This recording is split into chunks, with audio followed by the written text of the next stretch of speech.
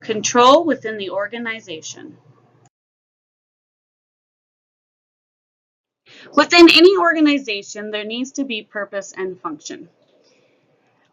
Organizational control is the systematic process through which managers regulate organizational activities to meet the planned goals and standards of performance.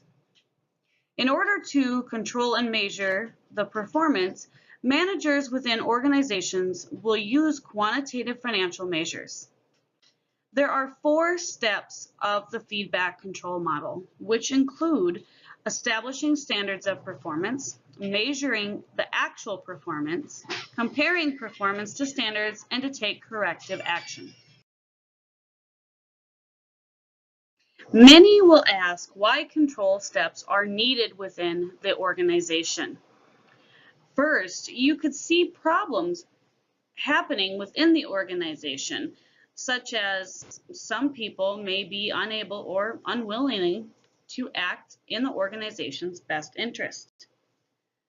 We can also see limitations of the workers. Limitations on what I'm trying to convey is people don't always understand what is expected of them or how they can perform their jobs better. Some people may lack some training, information, or even the ability to fulfill their job descriptions. We also want to keep the environment positive. Having a positive atmosphere is going to increase the drive for each individual employee versus a negative atmosphere. So how might the 4 steps help the employees? We can look at having a standard for performance. We know what we want and expect out of our employees, which gives us the standard for what we require of their performance. We can also keep the employee up to date with how they are doing performance-wise. If they know what changes need to be made or anything else, they're going to know this by us conveying to them how they're doing. We can also compare how they're doing standards that we have for all of the employees within the organization. And if need be, corrective action can be taken to correct any issues that there may be within the organization's performance. One control tool that I would like to talk about that I found pretty interesting was the balanced scorecard. Within the balanced scorecard, there are 4 perspectives: the financial performance, customer service, internal business processes, and the potential for learning and growth.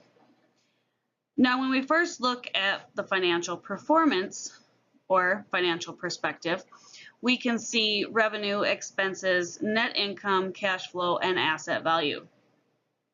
Next, we look at the customer service or perspective spot, which goes over the satisfaction and retention of the customer, the market share, and brand strength.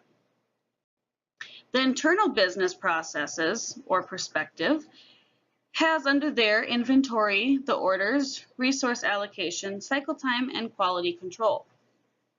And last, we have that potential for learning and growth perspective, which is the employee satisfaction, turnover, skills, and the education that they all require.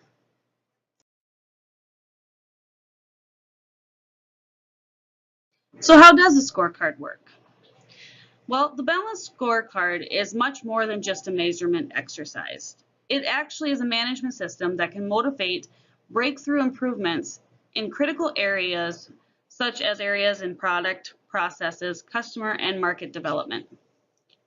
The balanced scorecard works to make sure that the employee and the company itself is fulfilling the vision of the company or organization.